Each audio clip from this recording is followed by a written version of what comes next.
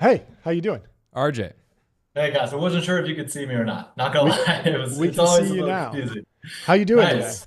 I'm good, guys. How are you? We're good. Can you start with just like a little bit of intro yourself, your company, what you're working on? Yeah, really quickly. I'm RJ. I'm the CEO and co-founder of Playback. I can go more detail in my background, but just really high level. I actually have a little bit of a non-traditional background for a startup founder. I was a hedge fund analyst Oh, at okay. an activist hedge fund based here in San Francisco called Value Act Capital. Hmm. So kind of investing in large cap public companies. In terms of Playback, look, the idea is pretty simple. We're trying to create a better way to watch sports by integrating creators and communities directly into the content itself. In practice, what that looks like is it looks like a little bit of a combination of like a traditional NBA or MLB broadcast with a Twitch creator stream overlaid on top of it. Hmm. So creators can basically add their own voice, own commentary, and most importantly, they can actually interact with an audience while they watch these games. And what we found is that that's just like a way better way to watch sports. And then I'm sure we can get into more detail on this stuff, but we had a couple big announcements last week in terms of obviously adding Alexis and 776 to the team and a new partnership with MLB. But yeah, that's the high level. Dude, I loved it right away for a few reasons. One, we basically are doing for technology and business news what you're doing for sports in a Yes. way where we don't do any journalism. Yeah. We're basically sort of providing sort of this like commentary Yeah. and Reactions. reactions to the Yeah. news. And I think what you tapped into is basically, just an existing behavior, which is so many people are sort of consuming sports content in this sort of bifurcated way where they're getting their commentary from YouTube or Twitch, and then they're getting the broadcasts, through these sort of legacy providers, and like Yeah. sort of putting that in the same place just makes a lot of sense because I don't watch a ton of sports, but if I want to like get a recap on F1, I'm going to YouTube. Yeah. I'm not turning Right. on the sort of like post And a race lot of those, reaction. yeah, I watch a lot of those like F1 reactions, and they can barely even use photos. They have to go to Getty I Images, know. license them. They can never use the real footage. And I'm just like, as a viewer, I want everyone to be able to use the footage in the right ways, and it just requires figuring out all the licensing and stuff. I remember seeing on Twitch someone was watching a boxing match that was clearly pay-per-view. You've probably seen this, and they're And they holding have the the controller, controller. and they're like, Yes. don't worry, it's just a photo real video game I'm playing. I'm just playing the photo And they're real video like game.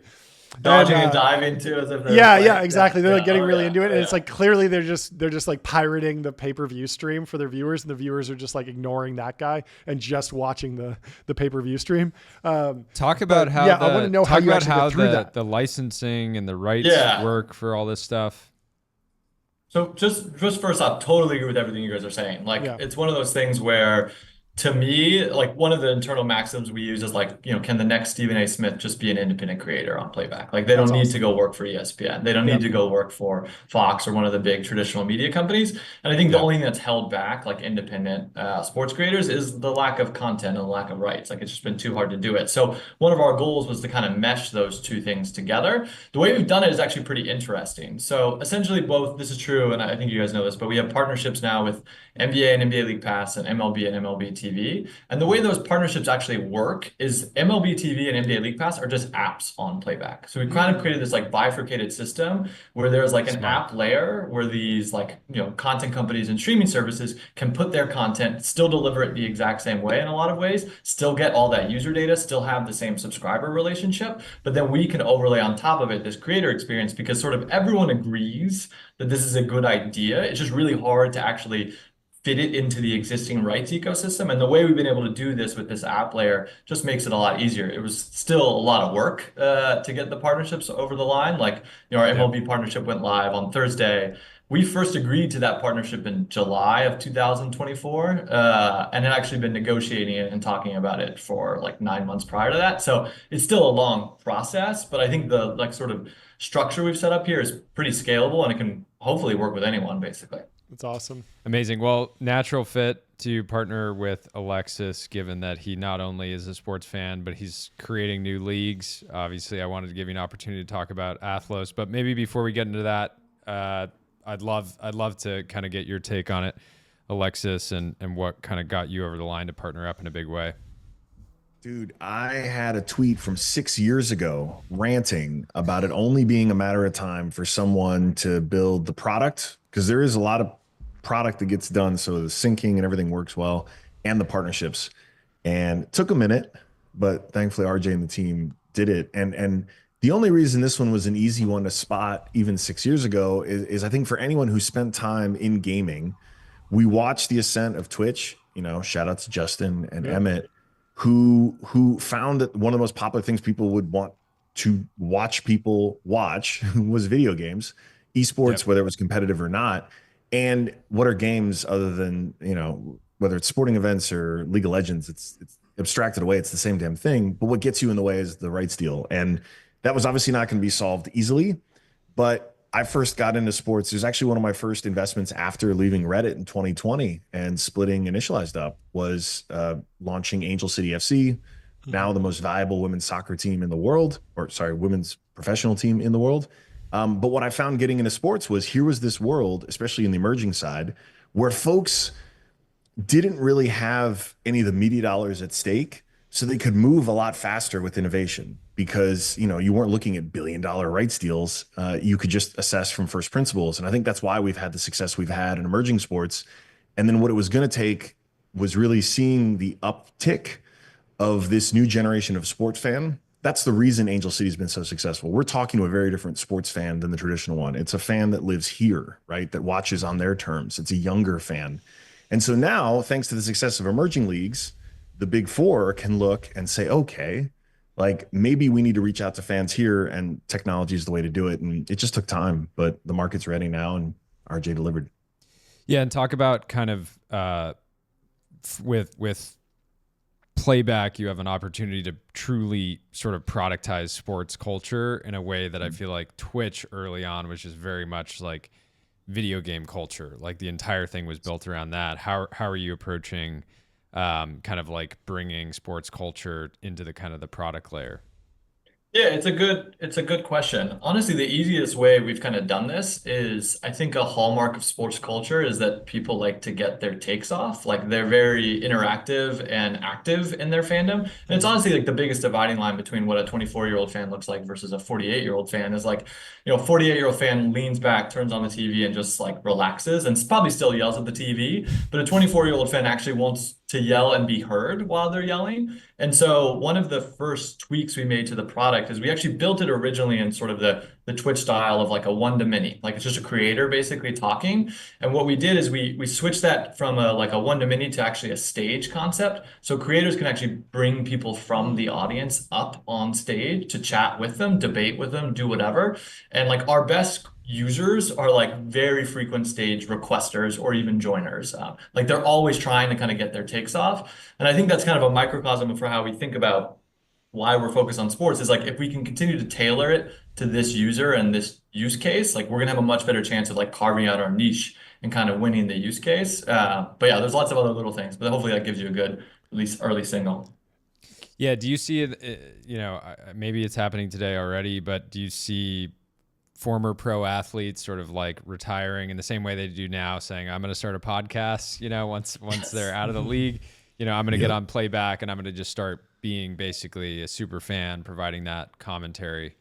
Yeah. Is that part of the vision? Our biggest creator is Gilbert Arenas, so very classic example of that. And I've also been very successful as like an independent content creator. He has a show called Gil's Arena. It's very similar, honestly, to what you guys are doing live on YouTube 4 times a week. Been super Five. successful in that venue, Still five. and has transitioned into a playback creator too. He's live, 4 times a week with us at night, and we'll be basically 7 times a week for the playoffs on. And he's been super successful because I think he has like the right blend of like he has a content creator mindset, like he can actually think like what's going to go viral, what's interesting to people, what do people want to talk about, like what's just basically fun. But he's also an ex-player, so people sort of naturally want to hear what he has to say. But yeah, he's been super successful. I can send you guys a clip. He had a really fun clip that went very, very viral this Awesome. past week when Giddy hit the game winner basically for Lakers versus Bulls. That was really fun. Crazy. But yeah, I can follow up with that. Can you talk a little bit about monetization on your end? Obviously, I'm paying the MLB through their app. Yep. You're sitting on top of that. It makes a lot of sense that if I'm following a creator and I'm tipping them, that money just flows through. You take a cut of that. But on Twitch, they're actually running ads as well.